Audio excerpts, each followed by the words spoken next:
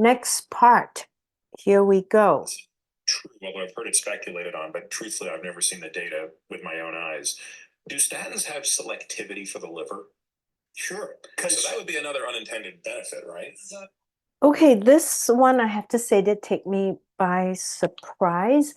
Um, so Atia asks, you know, do statins have selectivity for the liver? And Dayspring says, sure. And he's quite confident there.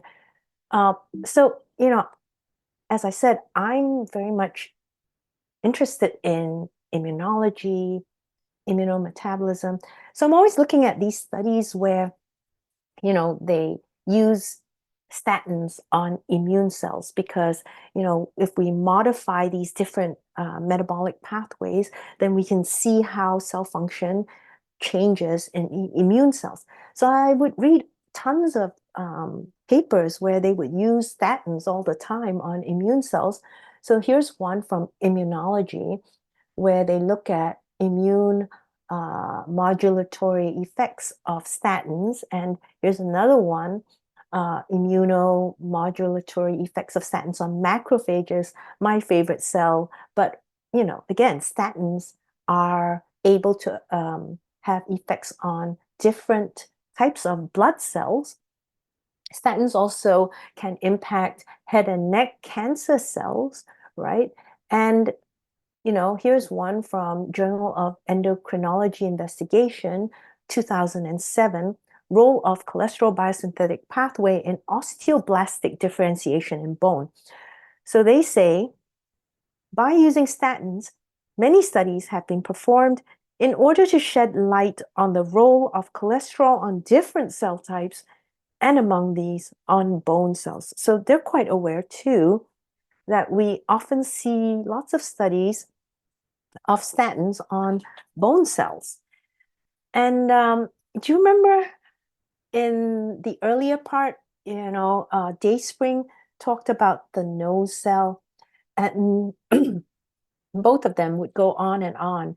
I found this was repeated several times.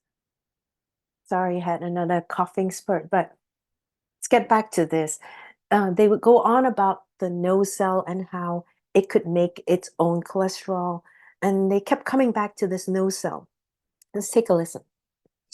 So if I'm a nose cell, I don't need some lipoprotein to come and deliver cholesterol to my cell because I need cholesterol in my nasal cell membranes. That cell will make cholesterol.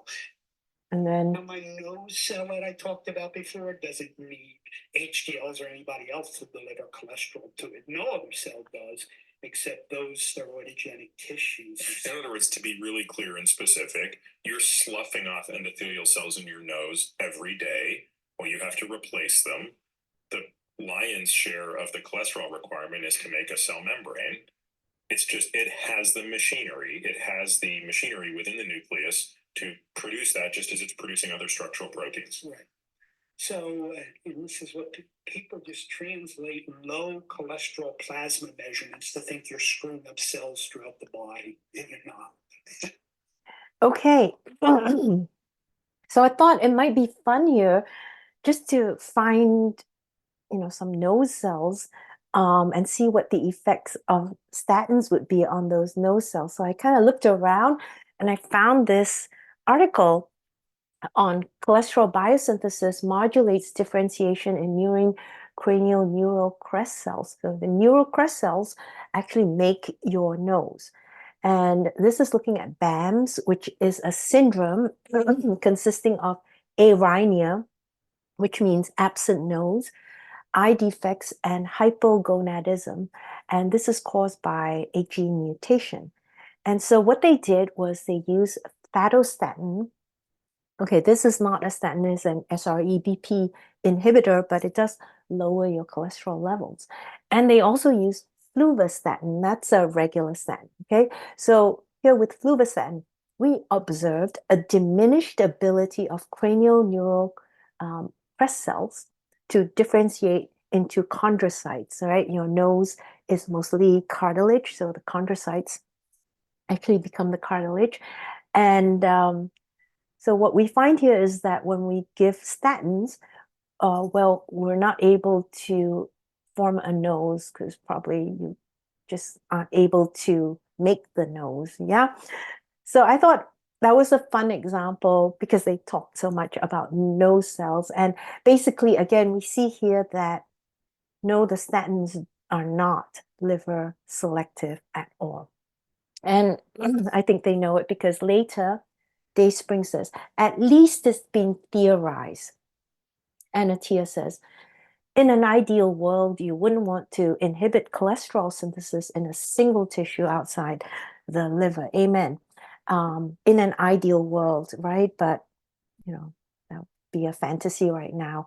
So my clarifications for this, statins have effects on a wide range of tissues in the body. Their effects are not liver selective.